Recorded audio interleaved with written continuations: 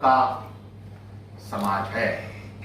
यहाँ जाति के आधार पर ऐतिहासिक अन्याय हैं, रहने के स्थान के आधार पर अन्याय है, लिंग के आधार पर अन्याय है।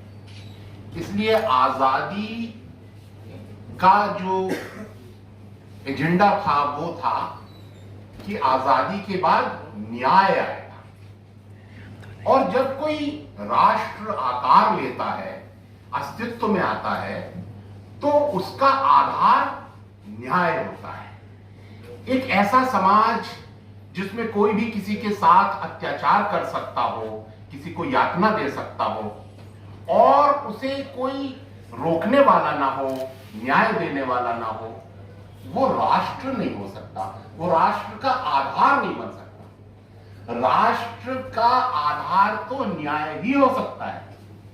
जिस राष्ट्र का आधार न्याय ना हो, वो तो यातना ग्रह है, जहां कोई भी किसी के साथ कुछ भी कर सकता है और कोई न्याय नहीं मिलेगा।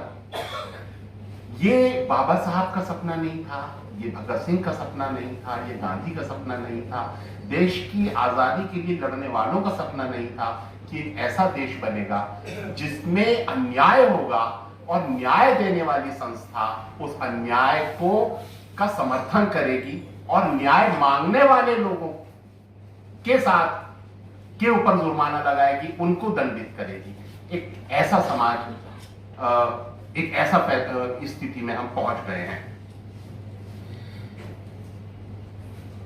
जब आजादी आ रही थी उससे पहले गांधी जी ने एक बात कही थी। गांधी जी ने कहा कि ये जो अंग्रेजी विकास का मॉडल है, जिसमें आपके पास ज्यादा है तो आप विकसित हैं। विकसित वो है जिसके पास ज्यादा है।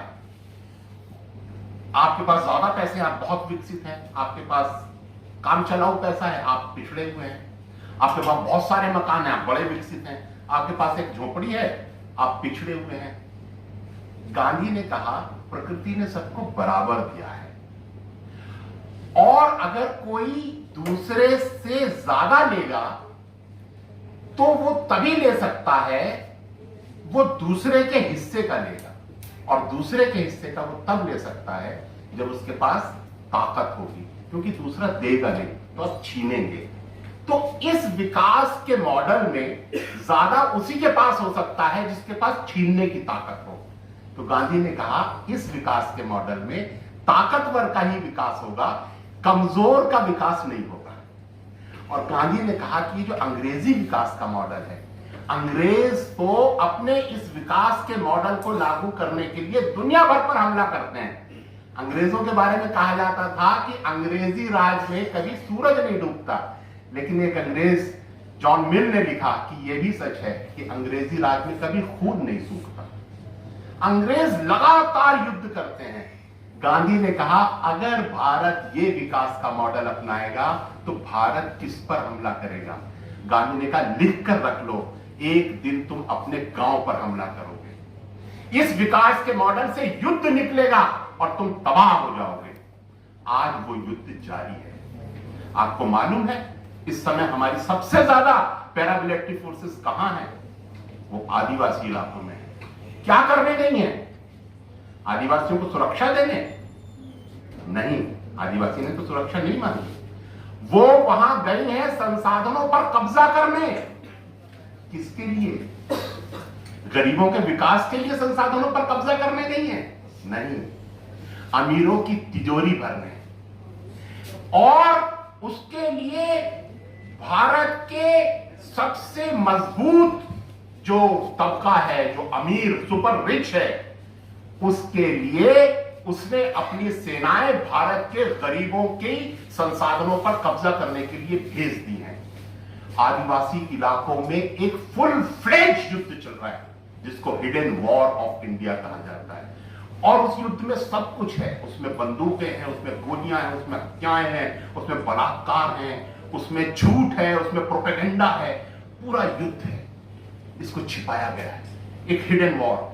लेकिन ये वॉर फैल रही है, ये एक्सपेंड कर रही है, ये फैलेगी। और एक दिन जो सीआरपीएफ आज छत्तीसगढ़ और झारखंड में जनसंहार नरसंहार कर रही है, ये फैलकर उत्तर प्रदेश, पंजाब, हरियाणा, राजस्थान में फैल जाएगी और ये युद्ध फैलेगा, पूंजीवाद फैलेगा और ये युद्ध भी फैलेगा। हम वहां से आ रहे हैं जहां ये युद्ध जारी है और ये उस युद्ध की कुछ छोटी छोटी घटनाएं हैं। ये एक घटना का जिक्र है, ऐसे ऐसे कितने सारे केसेस। नंदिनी सुंदर वाले केस में ही जब फैसला आया कि जितने भी पुलिस वालों ने अपराध किए हैं सबके खिलाफ एफआईआर करो, तो छत्तीसगढ़ सरकार ने एक भी एफआईआर नहीं की। हमने कहा भाई क्यों नहीं कर रहे आप, सुप्रीम कोर्ट का ऑर्डर आया है। तो बोले कोई आदिवासी आ ही नहीं रहा एफआईआर कराने। हमने कहा अच्छा। हमने अपने आदिवासी साथियों से कहा कि लोगों को लेकर आओ।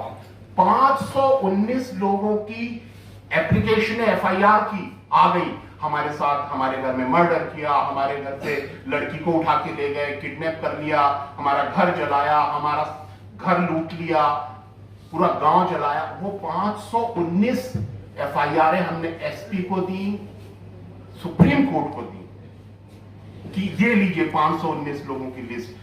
कुछ नहीं हुआ, कोई उस पर एक्शन नहीं हुआ। अब ये जो मामला है इसमें हमारे ऊपर कहा गया कि साहब आप झूठ बोलते हैं और आप यहां सुप्रीम कोर्ट क्यों आए। मैं बताना चाहता हूं, हम लोग वहां 1992 से काम कर रहे थे। हमारा एक गांधीवादी आश्रम था। मैं और मेरी पत्नी अपनी शादी के 20 दिन बाद छत्तीसगढ़ चले गए थे। हमने एक पेड़ के नीचे रहना शुरू किया था और वही धीरे धीरे आश्रम बना। और एक संस्था है सुप्रीम कोर्ट की, उसका नाम है NALSA, national legal aid services authority. उसकी जो जिला स्तरीय कमेटी थी, हमारी संस्था उसके सदस्य थी। और जज साहब लोग जो थे वहां, जज साहब, मजिस्ट्रेट, फर्स्ट क्लास मजिस्ट्रेट, वो लोग कहते थे कि हिमांशु जी हम स्थानीय भाषा नहीं जानते, आप प्लीज हमारे साथ गांव में हेल्प करिए, हमारी कैंप लगवाइए हमारे। तो हम जज साहब लोगों को लेके गांव जाते थे और वहां जज साहब कहते थे अपनी गरीबी को न्याय प्राप्ति के रास्ते में बाधा मत बनने दो।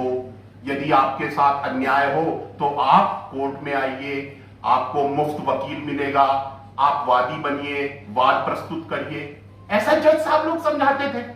तो हम भी उनकी बातों में आ गए। हमने कहा वेरी गुड। तो जब आदिवासियों के साथ अन्याय हुआ तो हम उनको लेके अदालत आ गए।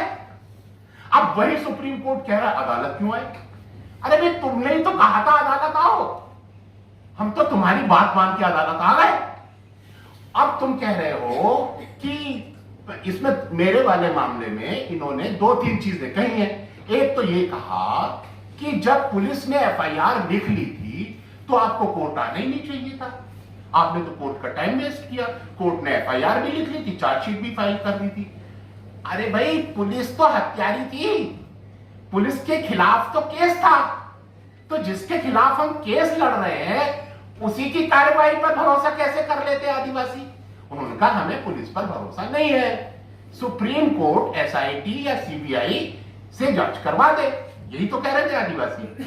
और दूसरा सुप्रीम कोर्ट ने कहा है कि भाई वो 6 लोग ने आकर के ये कहा कि हम नहीं पहचानते कौन थे मारने वाले, जबकि आपने जो पिटीशन है उसमें कहा था कि मारने वाले पुलिस वाले थे। तो वो 6 लोग, हम सुप्रीम कोर्ट को कह रहे हैं कि इन 6 लोगों को पुलिस वाले बिना नंबर प्लेट की गाड़ियों में किडनैप करके लेके गए हैं। ये देखो वीडियो। वो 4 जनवरी को मैं दंतेवाड़ा मुझे छोड़ना पड़ा, रात को मेरी हत्या करने वाली थी पुलिस, और 5 तारीख को ये सुबह सुबह मुझसे मिलने आए। तो मैं नहीं था, पुलिस वाले आए और इन 6 पेटिशनर्स को किडनैप करके ले गए और यहां पर ला करके उनका बयान दिलवाया। अब जिसको पुलिस ने किडनैप किया हुआ है, अभी थोड़े दिन पहले हमारे साथियों ने उन आदिवासियों का फिर से इंटरव्यू किया। उन्होंने बताया कि पुलिस वाले हमको उठा के ले गए थे और हमको बंदूकें दिखाई और कहा कि तुम्हें गोली से उड़ा देंगे, और उसके बाद 6 महीने तक उसके बाद भी रखा अपने कस्टडी में, और इस स्थिति में ला करके यहां बयान दिलवाया। उस बयान में भी उन्होंने ये नहीं कहा कि ये पिटीशन झूठी है या हिमांशु कुमार ने हमारे ऊपर कोई दबाव डाला है या ये हिमांशु कुमार झूठ बोल रहा है। उन्होंने कहा हम नहीं पहचानते। बिल्कुल वाजिब बात है, जब पुलिस की कस्टडी में है तो वो तो यही कहेंगे साहब हम नहीं पहचानते। अब सुप्रीम कोर्ट का क्या फर्ज बनता था कि सुप्रीम कोर्ट जांच का आदेश दे दे कि भाई किसने मारा है। सुप्रीम कोर्ट जांच क्यों नहीं करवा रहा है? और फिर जांच का मांग करने वाले के ऊपर जुर्माना क्यों? और हमने जो फैसला किया है कि हम जुर्माना नहीं देंगे, यह फैसला मेरा नहीं है। अगर मैं ये अन्याय बर्दाश्त करूं, पहली चीज तो एक समझनी चाहिए हमको, ये सुप्रीम कोर्ट का फैसला नहीं है, ये सत्ता से डरे हुए जज का फैसला है। सुप्रीम कोर्ट और जज, इसके बीच में हमें फर्क करना आना चाहिए। सुप्रीम कोर्ट जनता की इंस्टीट्यूशन है, वो बाबा साहब का बनाया हुआ इंस्टीट्यूशन है, उसकी रक्षा जनता करेगी। हम सुप्रीम कोर्ट की रक्षा करेंगे, हम सुप्रीम कोर्ट की इज्जत की रक्षा करेंगे, हम न्याय की रक्षा करेंगे, न्यायपालिका की रक्षा करेंगे। लेकिन वो रक्षा कैसे होगी? अन्याय का विरोध करके, गलत फैसले को न मान करके। ये फैसला गलत है, ये फैसला अन्याय है, हम इसको नहीं मानेंगे। अगर हम 5 लाख रुपया दे दे, इसका मतलब है हम ये कह रहे हैं हां ये पिटीशन झूठी थी, हम झूठे थे, आदिवासी झूठे थे। मैं आदिवासियों को झूठा कैसे मान लूं?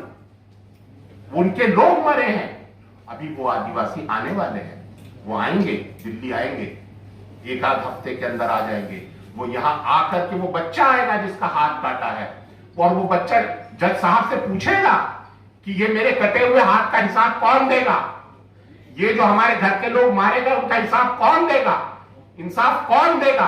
अगर सुप्रीम कोर्ट ये अन्याय करेगा, हम कैसे कबूल कर लें उसको? तो अन्याय कबूल नहीं किया जाएगा, न्याय के लिए लड़ा जाएगा, ताउम्र लड़ा जाएगा, और अगर उसके लिए कोई कीमत चुकानी पड़ेगी तो कीमत चुकाई जाएगी। ये हमारे आजादी के मूल्य है। हमारे देश में जो आजादी के दीवाने हुए हैं वो हंसते हंसते जेल गए हैं, उन्होंने हंसते हंसते न्याय की लड़ाई लड़ी है, हम उनके वारिस हैं। हम ये लड़ाई जारी रखेंगे और अन्याय के सामने सर नहीं झुकाएंगे। अगर जेल जाना पड़ेगा जेल जाएंगे, लेकिन आदिवासियों के साथ जो हो रहा है उसको उजागर करते रहेंगे, न्याय की लड़ाई लड़ते रहेंगे।